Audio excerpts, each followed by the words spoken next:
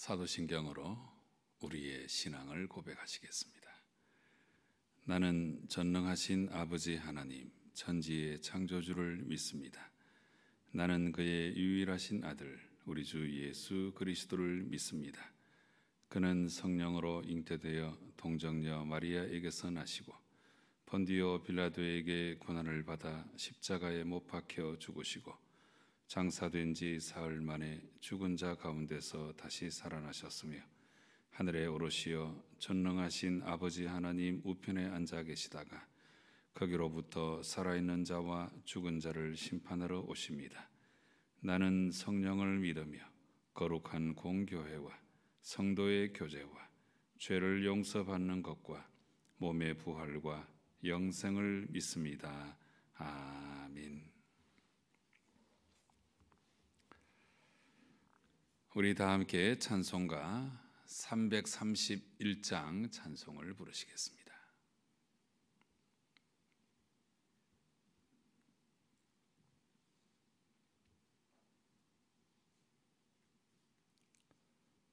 (331장) 찬송입니다. 영광을 받으신 만유의 주여, 우리가 명령을 따르리다. 베푸신 은혜를 감사히 알고 진실한 마음으로 섬기겠네. 구주의 은혜 주시는 대로 영원히 받들어 섬기겠네. 찬송하겠네, 찬송하겠네. 생명을 주시는 구주로다. 구주를 높이고 잘 공경하여 온유한 마음으로 섬기리다. 주 예수 안에서 즐거워하며 충성을 다하여 섬기겠네. 구주의 은혜 주시는 대로 영원히 받들어 섬기겠네. 찬송하겠네, 찬송하겠네. 생명을 주시는 구주로다. 예수를 믿고서 늘 사랑하여 참 기쁜 마음으로 섬기리다. 온 마음을 드리고 늘 순종하며 구주를 영원히 섬기겠네. 구주의 은혜 주시는 대로 영원히 받들어 섬기겠네. 찬송하겠네, 찬송하겠네. 생명을 주시는 구주로다.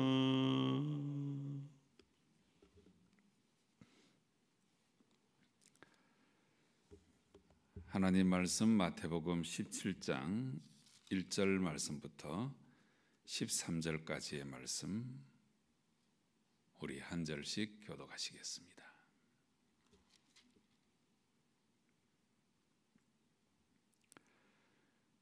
엿새 후에 예수께서 베드로와 야고보와 그 형제 요한을 데리시고 따로 높은 산에 올라가셨더니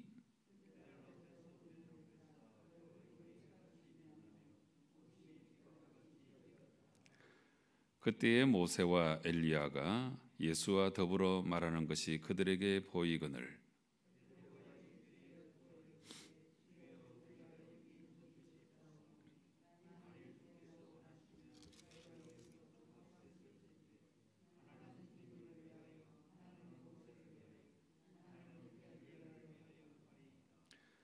말할 때에 호련히 빛난 구름이 그들을 덮으며 구름 속에서 소리가 나서 이러시되 이는 내 사랑하는 아들이요 내 기뻐하는 자니 너희는 그의 말을 들으라 하시는지라. 예수께서 나와 그들에게 손을 대시며 이러시되 일어나라 두려워하지 말라 하시니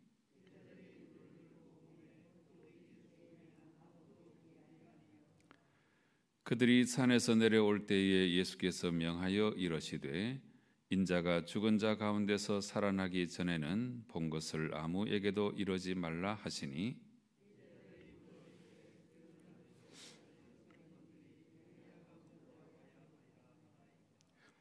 예수께서 대답하여 이러시되 엘리야가 과연 먼저 와서 모든 일을 회복하리라.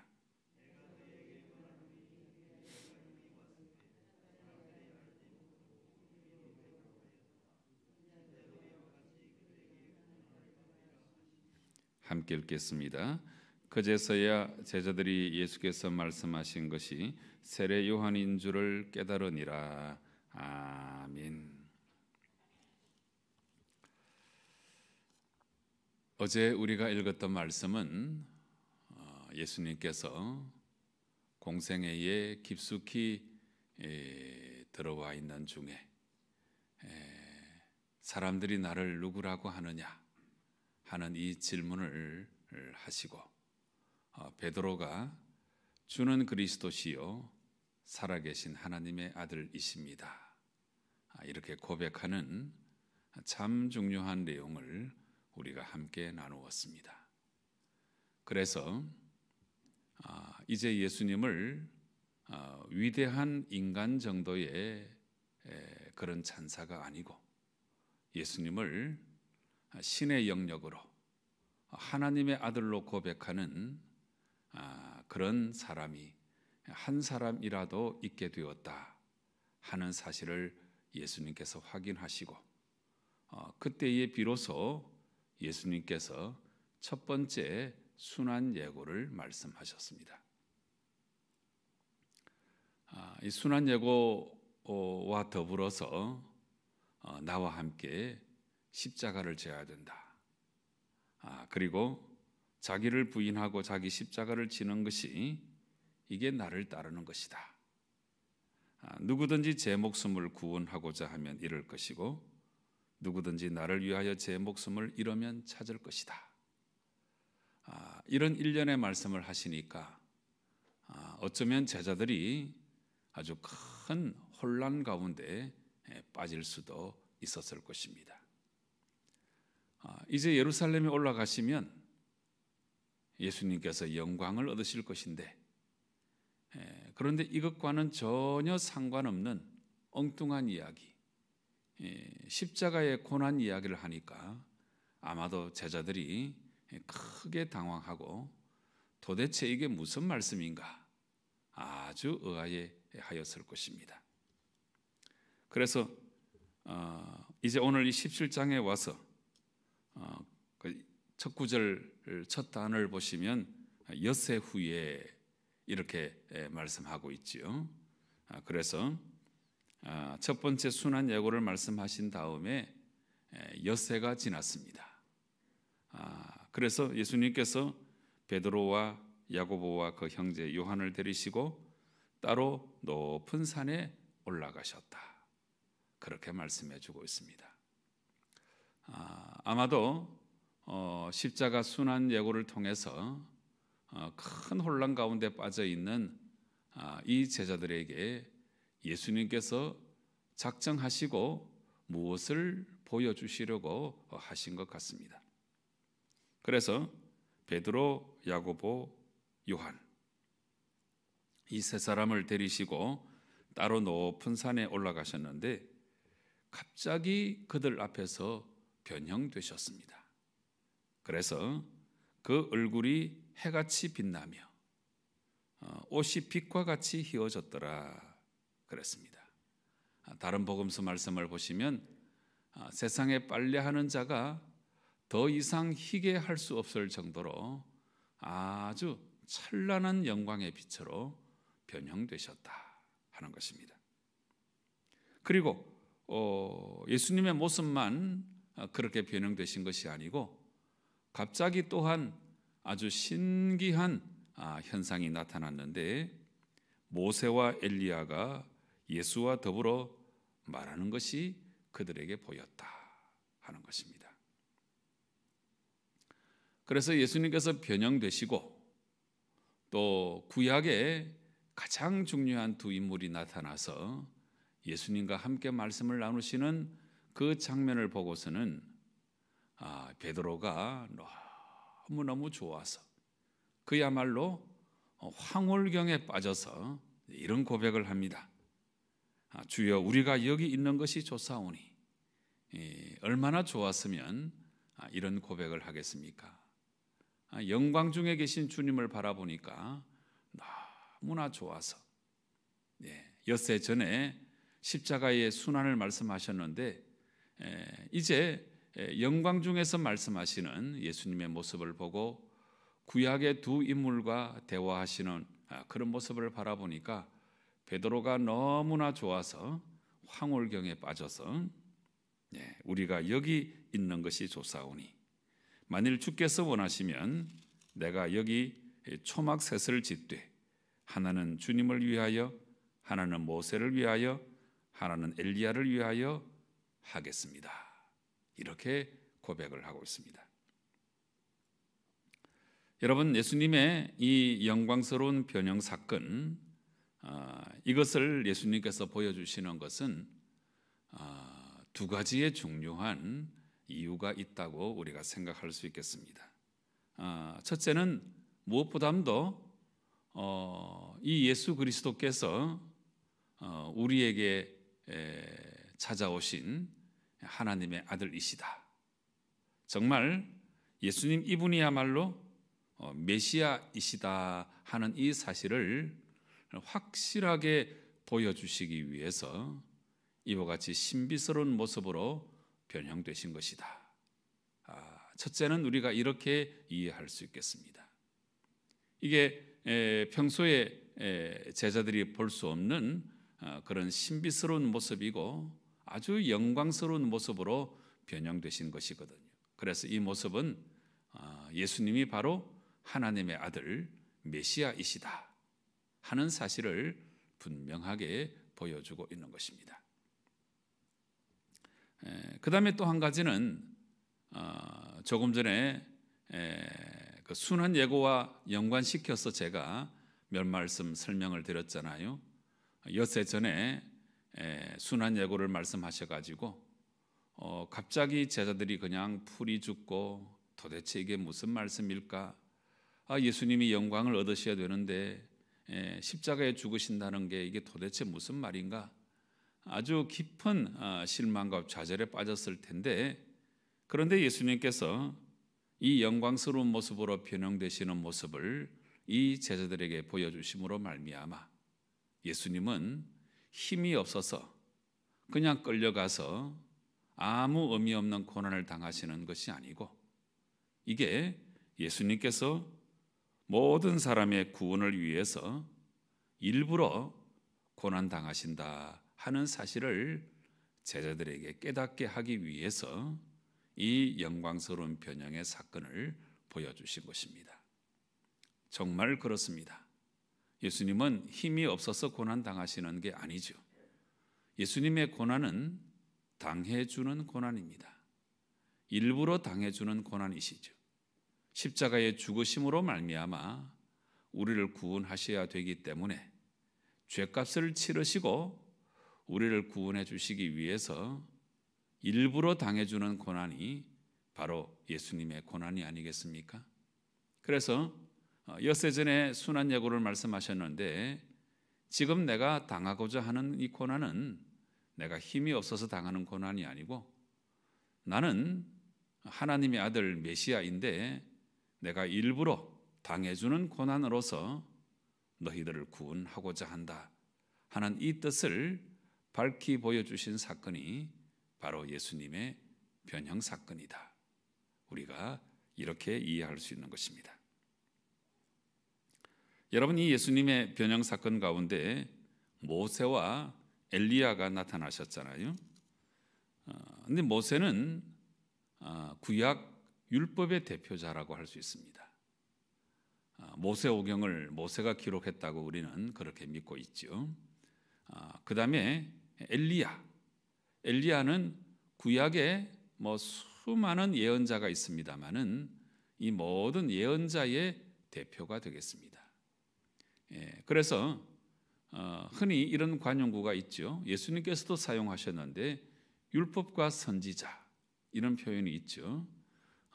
하나님 사랑, 이웃 사랑 이 두 가지가 모든 율법과 선지자의 강령이니라. 예수님께서도 이런 말씀을 하셨죠. 그래서 이 율법과 선지자 이 말은 구약 성경을 말씀하시는 겁니다. 이게 일종의 관용구거든요. 그 외에 성문서도 있지만 이 성문서는 일종의 성도들의 신앙 고백의 차원이고, 그래서 하나님이 우리에게 주신 말씀으로서 구약의 말씀을 율법과 선지자 이렇게 불렀습니다. 그런데 이 율법의 대표자가 바로 모세이고 선지자의 대표자가 바로 엘리야입니다. 그래서 구약에서 예언하신 그 말씀대로 우리 가운데 오셔서 우리에게 구원의 은총을 허락해 주신 분이 예수님이시잖아요. 그래서 구약의 예언의 말씀을 주신 분들, 이 모세와 엘리야가 함께 나타나서 예수님과 더불어 아마도 인류를 구원하실 예수님의 구원 사역에 대해서 함께 말씀을 나누신 것이 아닌가, 우리가 그렇게 미루어 짐작할 수가 있는 것입니다.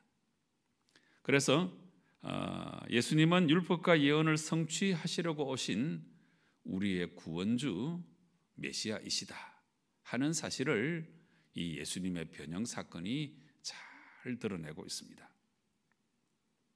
특별히 이렇게 변형 사건이 진행되는 가운데 5절 말씀에서는 이제 구름 속에서 소리가 나서 이제 이런 말씀이 들려지게 되는데요. 이는 내 사랑하는 아들이요 내 기뻐하는 자니 너희는 그의 말을 들으라 하는 음성이 들려왔습니다. 네, 여러분, 이 음성이야말로 하나님의 보증이라고 할 수 있습니다. 하나님의 보증. 그래서 예수님이 하나님의 아들이시고 하나님의 기뻐하는 자로서 십자가 구원 사역을 감당하기 위해서 너희들 가운데 임하신 하나님의 아들 예수 그리스도 메시아이시다 하는 사실을 드러내고 있는 것입니다. 그래서 이 5절 말씀이 예수님의 신적 권위를 드러내고 있는 말씀이다. 우리가 그렇게 이해할 수 있는 것입니다. 여러분, 제자들이 예수님의 이 변형 사건을 보고 얼마나 기뻤겠습니까? 너무너무 기쁜 나머지 베드로가 여기 초막셋을 짓고 세 분과 더불어 살았으면 좋겠습니다. 이렇게 말할 정도로 아주 깊은 아주 신비한 영적 황홀경송에 빠지게 됐는데요. 여러분, 장차 우리도 이 예수님의 모습처럼 영광스럽게 변모될 것임을 분명히 믿으시기 바랍니다. 지금은 우리가 육신을 짊어지고 때때로 고난을 당하고 육신의 질병에 걸리기도 하고 살아가면서 수많은 사고와 사건을 경험하기도 하고 우리는 제한된 육체 가운데서 눈물 흘리고 아파하고 탄식하고 괴로워할 때가 한두 번이 아니죠.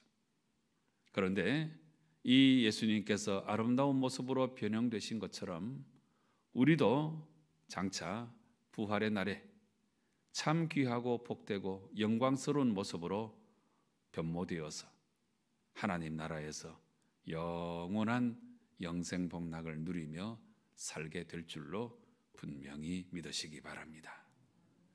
이 제한된 육체, 또 여전히 고통과 눈물과 탄식이 있지만 우리가 조금만 더 참고 견디고 믿음의 삶을 끝까지 살아가면 우리 예수님처럼 우리도 아름다운 모습으로 변모되어서 영원한 생명을 누리게 될 줄로 분명히 믿으시고, 이 소망, 이 확신 가지고 이 세상을 살아가는 동안에 굳건하게 옹골찬 모습으로 힘있고 능력있게 아름다운 영적인 모습으로 잘 살아가시는 성도 여러분 꼭 되시기를 바랍니다.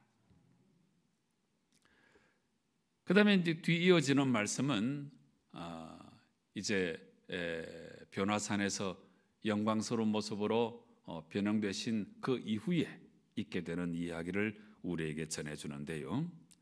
6절 말씀을 보시면 제자들이 듣고 엎드려 심히 두려워하는데 예수님께서 그들에게 이제 손을 대시며 일어나라, 두려워하지 말라, 이렇게 말씀을 하시는데, 그때 제자들이 눈을 들어보니까 오직 예수님만 보였다 하는 것입니다. 이제 산에서 내려왔습니다. 이 산에서 내려올 때에 예수님께서 명하여 말씀하시기를 인자가 죽은 자 가운데서 살아나기 전에는 본 것을 아무에게도 이러지 말라, 이렇게 말씀하십니다. 이것은 이제 이런저런 말로 이제 전해짐으로 말미암아 괜한 오해를 불러 일으킬까 봐 예수님께서 이 말씀을 하지 않도록 그렇게 당부를 하시는 장면이고, 이 9절과 같은 말씀을 가리켜서 우리가 흔히 메시아 비밀 이렇게 부르고 있습니다. 예수님께서 기적을 행하신 다음에도 이것을 다른 사람에게 이러지 말라, 이렇게 말씀하신 적이 몇 번 있으시죠. 그래서 괜한 오해를 불러 일으키기 좋은 사람들이기 때문에 이 말씀을 전하지 말라. 그래서 사람들이 예수님을 인기 있는 탑스타 정도로 그렇게 이해하면 곤란하잖아요. 예수님은 십자가를 지시기 위해서 오셨고, 십자가를 지고 우리를 구원하시는 사명이 남아 있는데, 사람들이 괜히 오해를 하게 되면 이 십자가의 길을 걸어가는데 혹시 지장이 있을까 봐 괜한 오해를 불러 일으키는 것을 막기 위해서 이렇게 메시아 비밀의 말씀을 자주 주고 계신다 하는 것입니다. 이때 제자들이 이제 질문을 합니다. 그러면 어찌하여 서기관들이 엘리야가 먼저 와야 하리라 하나이까? 이제 이스라엘 사람들 안에는 이 내용을 알고 있었습니다. 말라기서에 나오는 말씀인데, 메시아가 오시기 전에 엘리야가 먼저 와서 사람의 마음을 돌이킬 것이다 하는 말씀이 있기 때문에 메시아가 오시기 전에 반드시 엘리야가 온다, 이렇게 이스라엘 사람들은 믿고 있었거든요. 그래서 이 질문을 하고 있는 것입니다. 엘리야가 먼저 와야 하리라 하나이까? 이제 이렇게 질문을 하니까 예수님이 말씀하시기를 엘리야가 과연 먼저 와서 모든 일을 회복하리라.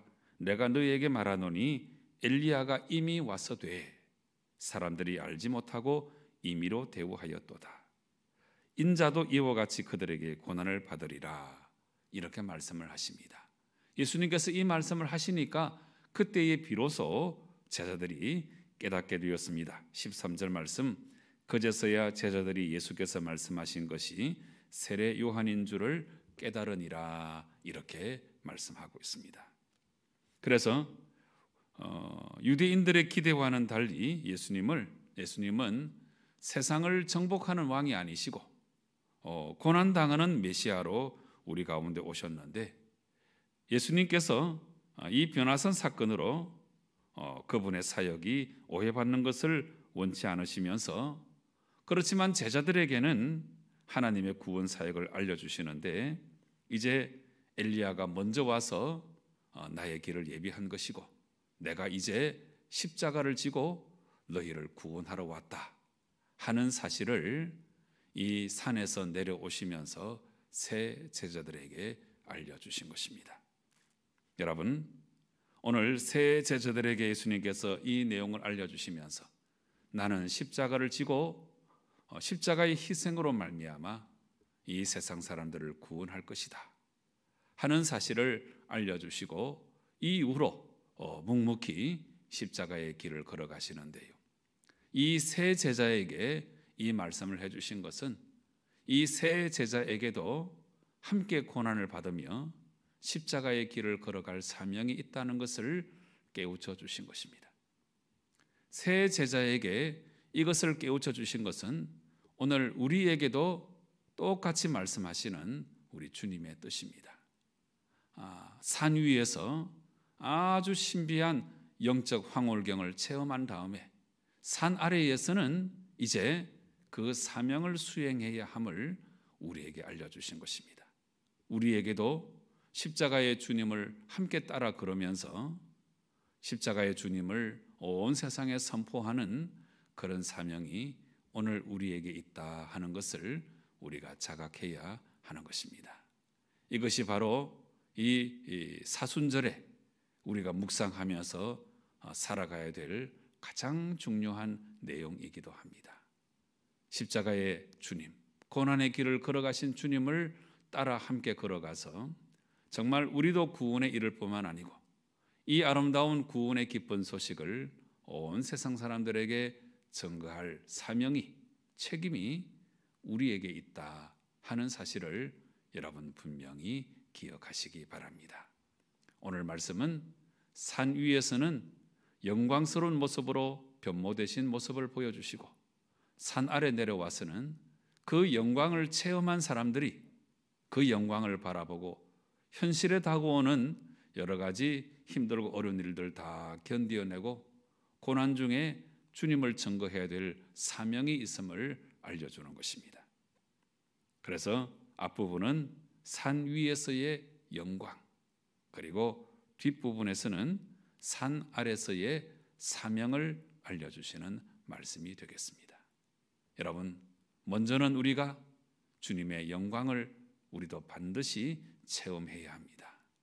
하나님 나라의 영광을 바라보고 이제 산 아래 내려와서는 그 영광을 바라보면서 십자가의 길을 묵묵히 걸어가서 아름다운 사명을 감당해야 된다 하는 것을 우리에게 알려주고 있습니다. 산 위에서의 영광의 신앙과 산 아래서의 사명의 신앙을 동시에 지니시고 하나님의 뜻을 이루며 아름답게 살아가는 성도 여러분 꼭 되시기를 주님 이름으로 축원합니다. 기도하시겠습니다. 아버지 하나님, 우리 예수님께서 영광 중에 변형되신 모습을 우리가 말씀을 통해서 확인하며 장차 우리도 이렇게 영광스러운 모습으로 변모될 것임을 분명히 믿게 도와주시옵소서. 바로 이 확신 가지고 현실의 어떤 고통과 고난도 다 이겨내게 도와주시고 이제 제자들이 산 아래 내려와서 사명을 수행해야 된다는 말씀을 우리 주님께서 주셨는데 그 음성을 우리도 함께 들어서 산 위에서의 영광을 가지고 산 아래 내려와서 사명을 수행하며 아름답게 살아가는 저희들 꼭 될 수 있도록 은총을 베풀어 주시옵소서. 예수님의 이름으로 기도드리옵나이다. 아멘. 하늘에 계신 우리 아버지, 아버지의 이름을 거룩하게 하시며 아버지의 나라가 오게 하시며 아버지의 뜻이 하늘에서와 같이 땅에서도 이루어지게 하소서. 오늘 우리에게 일용할 양식을 주시고 우리가 우리에게 잘못한 사람을 용서하여 준 것 같이 우리 죄를 용서하여 주시고 우리를 시험에 빠지지 않게 하시고 악에서 구하소서. 나라와 권능과 영광이 영원히 아버지의 것입니다. 아멘. 여러분, 오늘 말씀은 산 위에서의 영광, 산 아래서의 사명을 우리에게 알려주고 있습니다. 우리도 우리 주님처럼 영광스럽게 변모될 것임을 분명히 믿고 정말 이 세상을 살아가는 동안에 묵묵히 사명자의 길을 온전히 걸어갈 수 있게 달라고 간절한 마음으로 기도하시기 바랍니다. 오늘은 수요일입니다. 전도와 선교 사역 위해서 간절한 마음으로 기도하시되 특별히 선교사님들이 많이 힘든 가운데 놓여 있으니 우리 선교사님들에게 하나님께서 힘과 능력을 더해 달라고, 선교의 귀한 길을 열어 달라고 간절한 마음으로 기도해 주시기 바랍니다. 대통령과 위정자들 위해서 기도하시되 절대로 당리당략에 빠져서 진영 논리에 빠져서 어긋난 정치를 감당하지 아니하고 백성들을 생각하고 공동체 전체의 유익을 생각하며 정치할 줄 아는 사람들이 되게 해달라고 간절한 마음으로 기도하십시다.